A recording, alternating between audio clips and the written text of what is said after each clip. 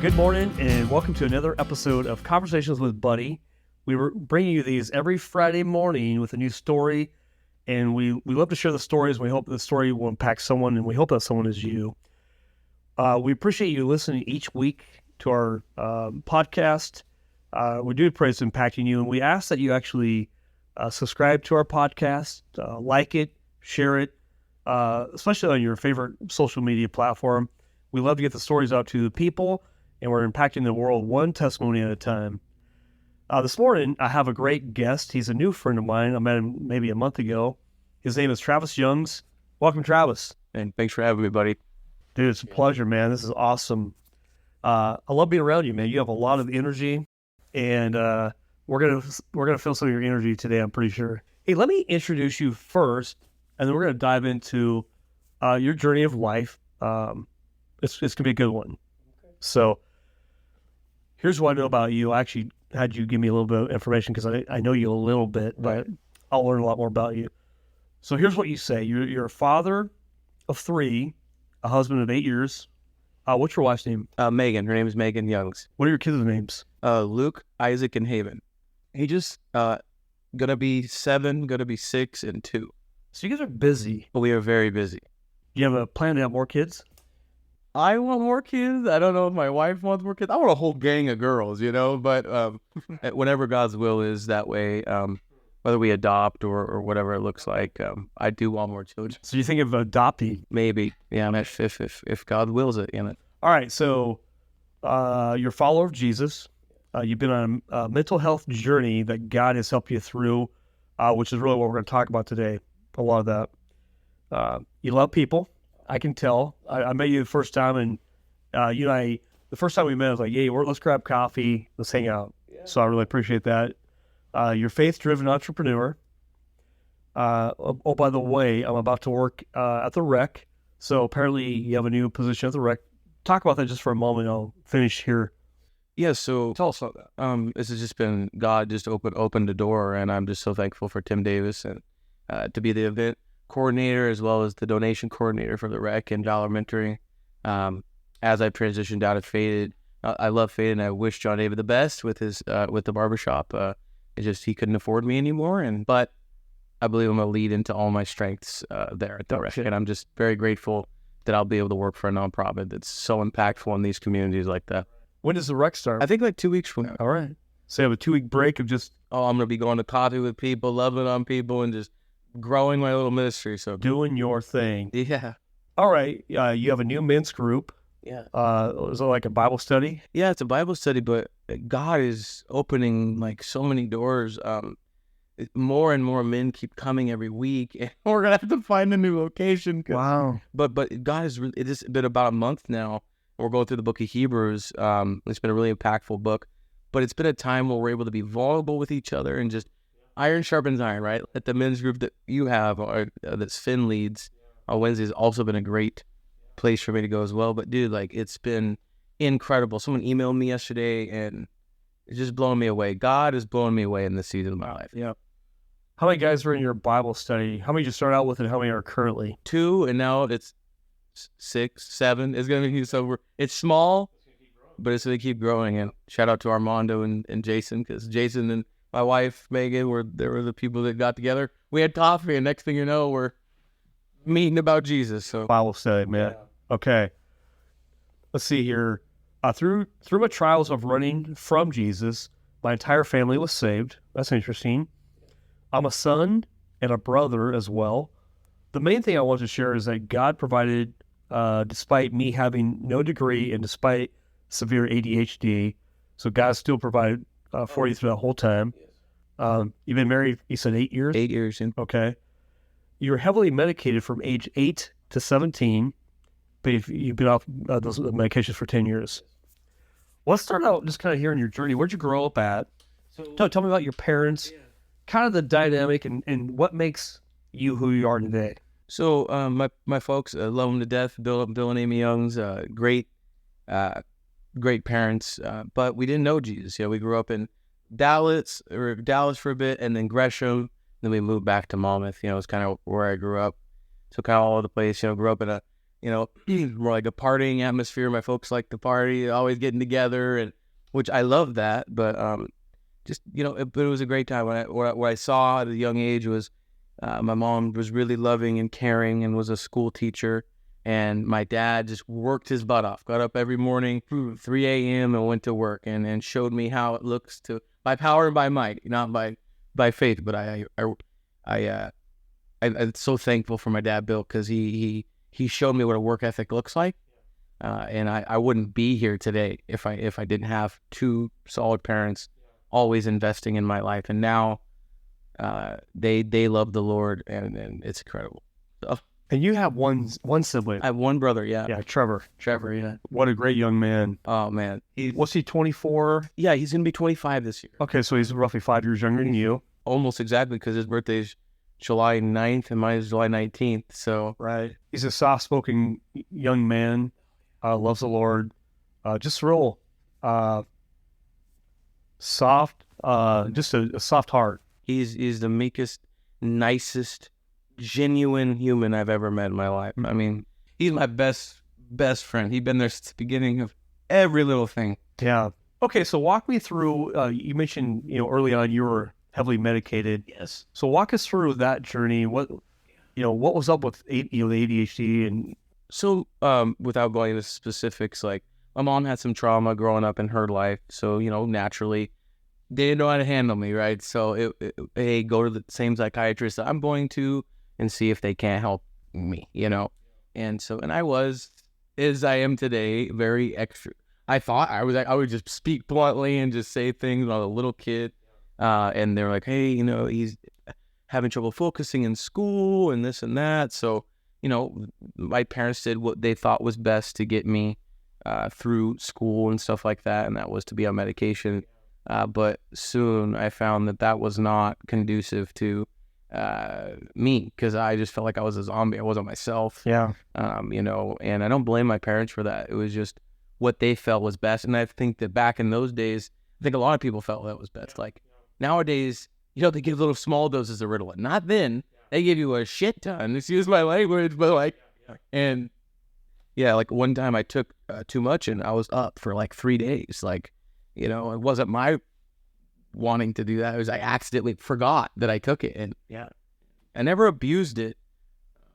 But what led me out of that was self-medicating with marijuana and stuff, which didn't turn out good. Because when did you start self-medicating with marijuana? I don't know, I was like 16 or 17, towards the end of me just being fed up taking medication.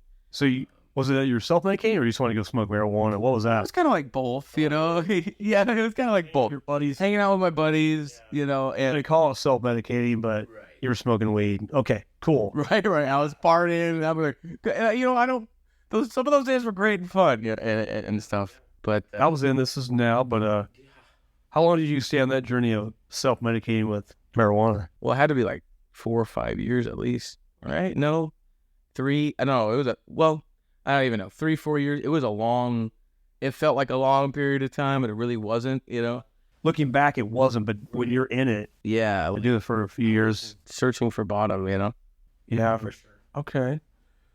Did you do sports in high school? Yeah, so I played football in high school. Central High? Yeah, I did. You did? Okay. Independence. What position did you put up? Running back and linebackers. Okay. Yeah. You love football? It's okay. I just did it because my cousin was like, hey, and shout out to Kelsey. She was like, hey, this will make you not be a weird kid. So like, go play football, Like, all right, I'll just go listen to her. And it was a great, Coach Hedrick is a fantastic mentor of mine early on, and really righted my path at a young age. Him and Odie Campos and people like that who taught me discipline outside of my father, taught me discipline and how to work hard and how to get after it. And that was detrimental if I look back, You say it was detrimental? It was detrimental. How so? Which is because, like, I think they showed an example of what men look like, Because back in those days, when you're in that stage of flex, when you're an adolescent, teenager, you don't really know, like, what's going to happen. You don't know what your purpose is, And at least I didn't. And having men like that as coaches were detrimental to my development as a man, I'd say. Okay. Interesting. especially Coach Hedger. Got it. Okay. So when did you meet Megan? When did marriage begin for you?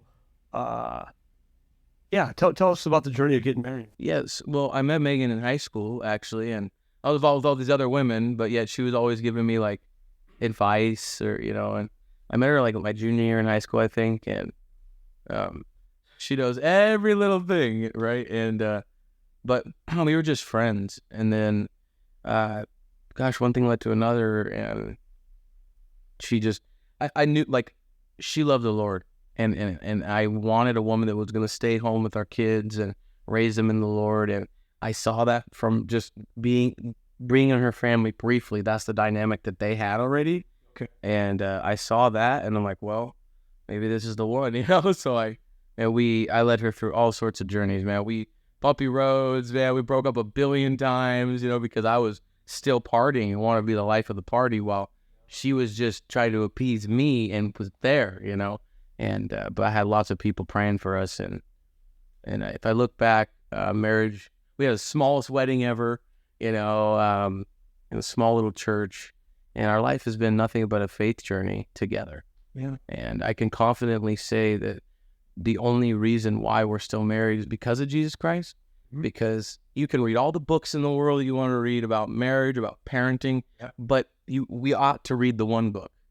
We ought to read the Bible. And my wife and I, and she can attest this, God has been like a 3/4 rope, my wife and I on the other side, and God in the middle. And as we traverse through life, He's been our counselor, our provider, our mentor, our everything.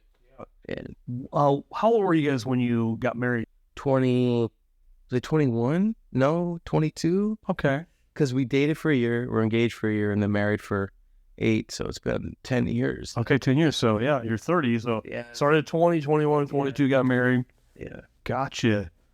All right. She was there through everything. And I just to say, she's the most spectacular woman you'd ever meet. She's so faith-driven. Her family is incredible. And I clearly would not be the man I am today if it wasn't for meeting Megan and her family. Thank God for our wives.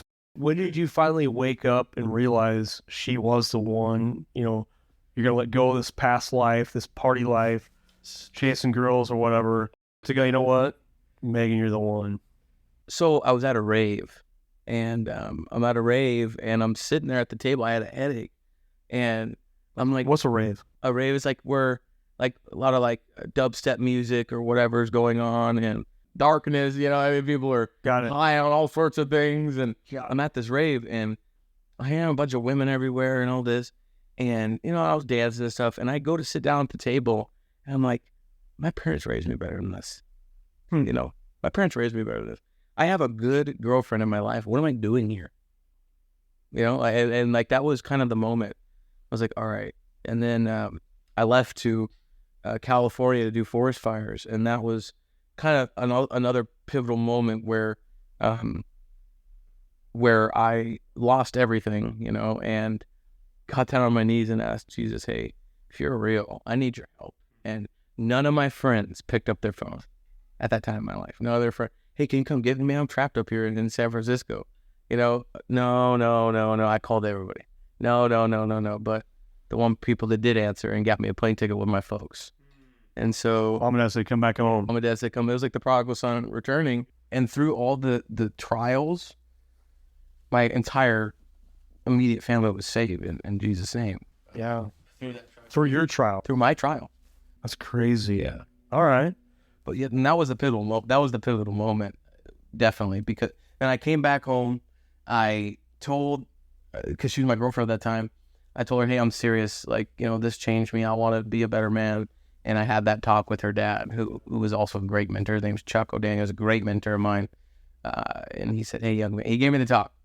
Hey, can I have your daughter's hand in marriage? Hey, well, here's the things you need to do. And when people, it's just the wisest. He reminds me of Finn, very wise, been in the Word for many years. And he's like, the one thing, you need to do when people are going to hate on you or tell you this or that, you have to turn the other cheek. You got to show them love. And you got to just be a man. That's what a man's like, Travis. And that conversation came, 8 or 9, 10 years ago? Yeah. So that had an impact. I mean, it's 10 years later and you're telling the same story. So those mentors in your life, which is why you're at the rec, because now you're going to hopefully pay it forward and be a mentor. You probably are mentoring men right now, just as you were mentored as a young man.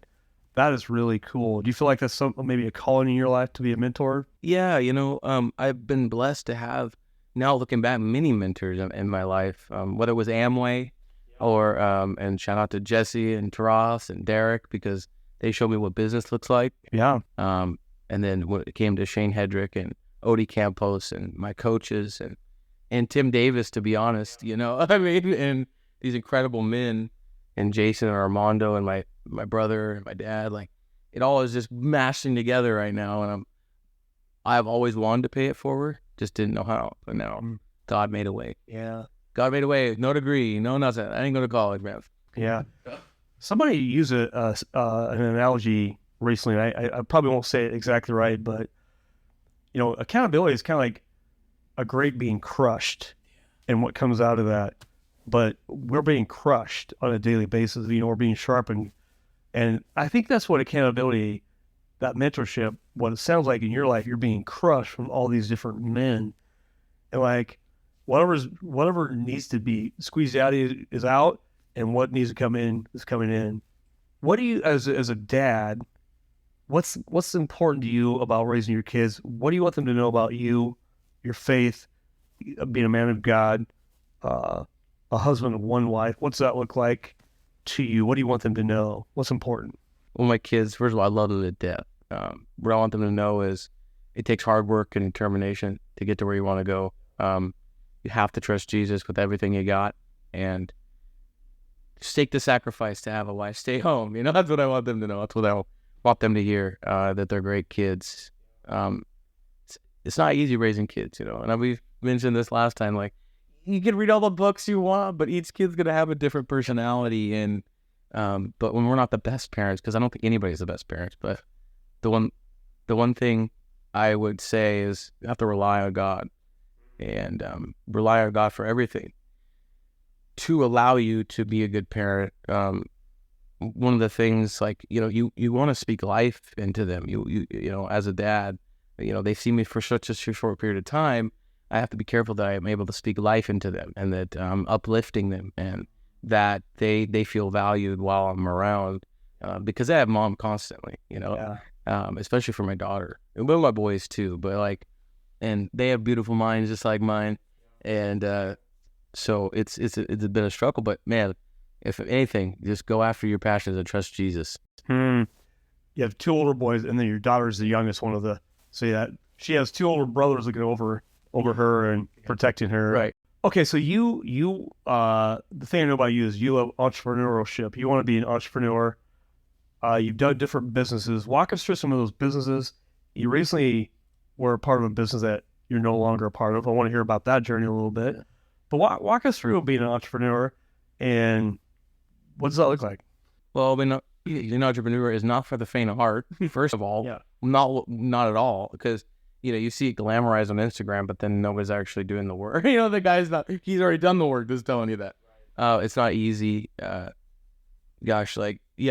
pool and spa company that I helped with really taught me how to network. And thank you for Scott Guptill for that.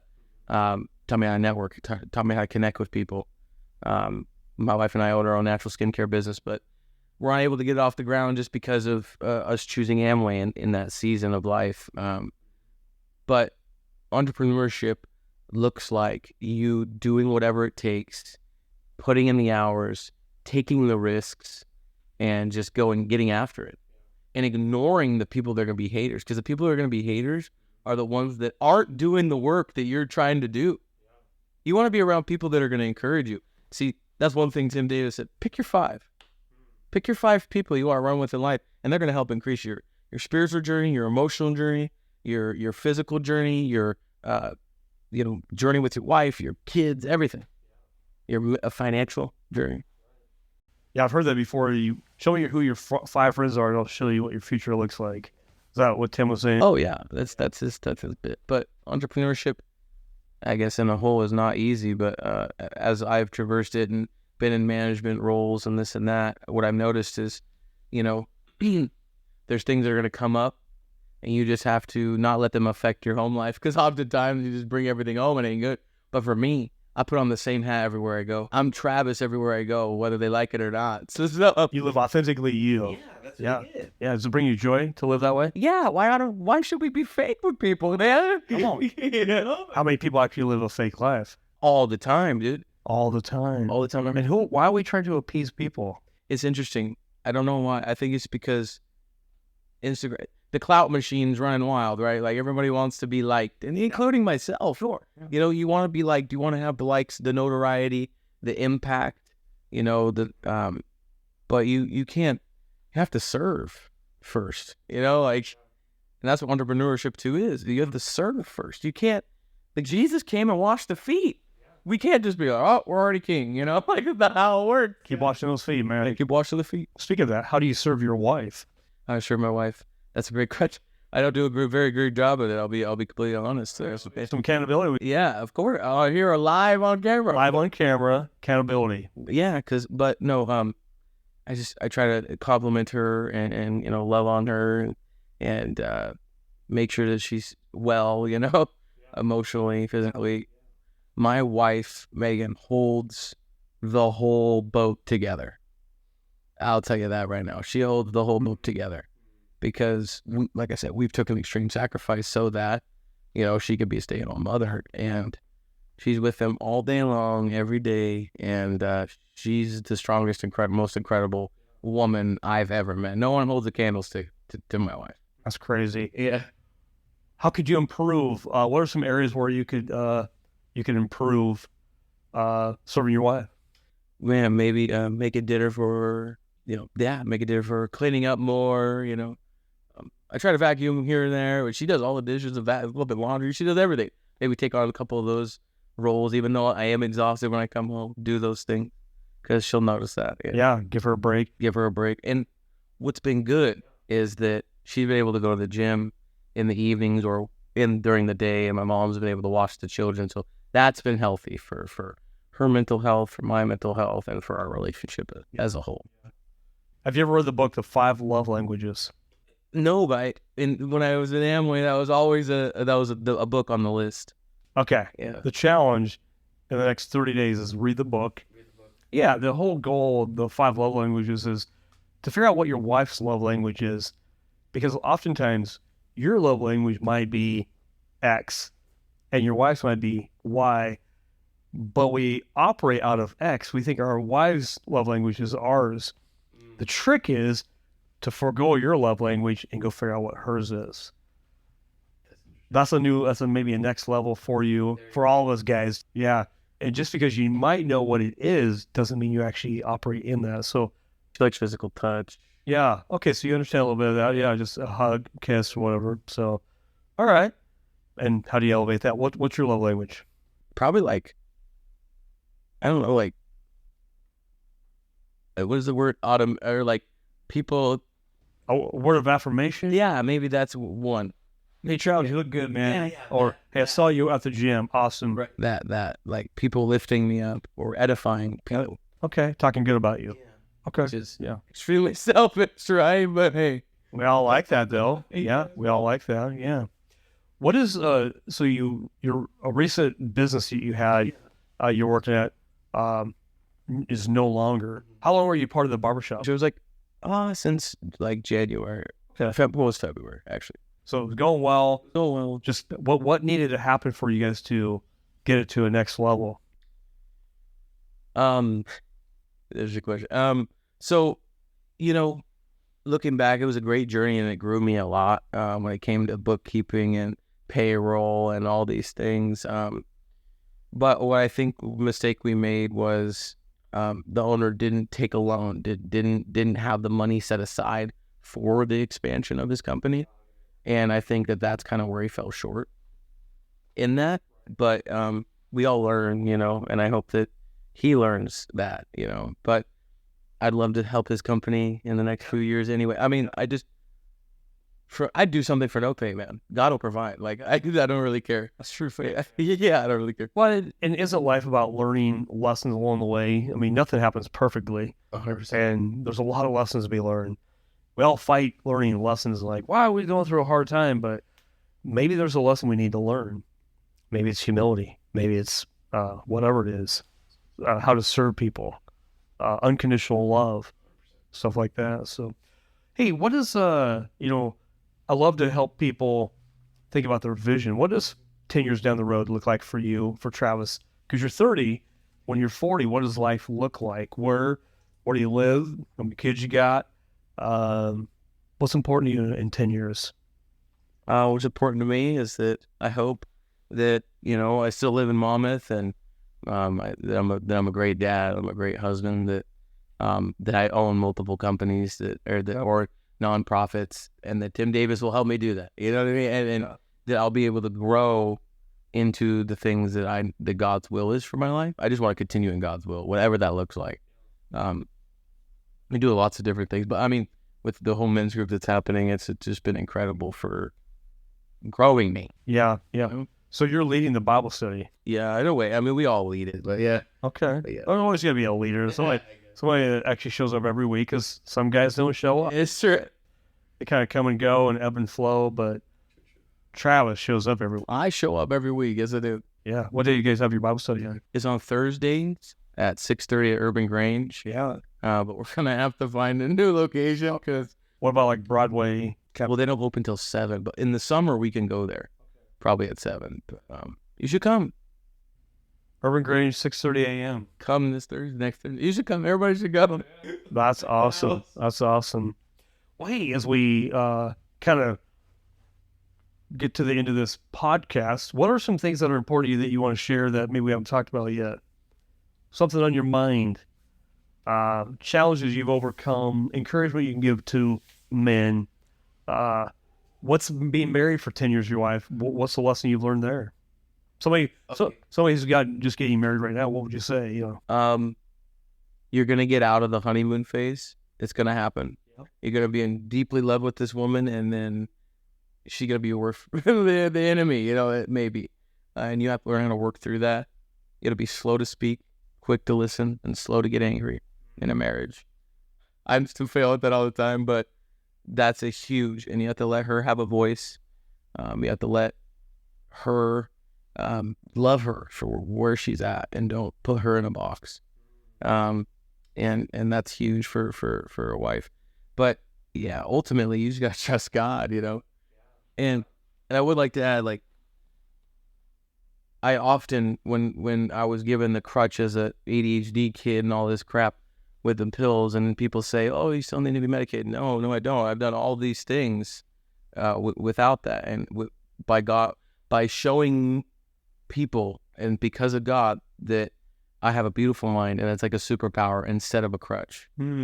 It is key to anybody who's struggling with mental illness. You have to lean on God, lean on your brothers in Christ, lean on your sisters in Christ, but be accountable to God, but be accountable to other men, and also just get through it. Like, there been some dark times in my life, but you just push through, because adversity, pressure makes a diamond, so you have to push through. And so that's one thing of encouragement I'd say is, don't listen to the haters in your life. Just push through. You can do it without medication. I've done it, and you've got medication for, you said 10 years?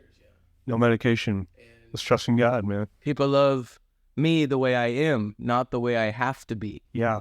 In reality, not everybody's going to like us. Right. And so maybe, being on medication, we want everybody to like us, but if you're going to get rid of the medication, you're going to be who you are.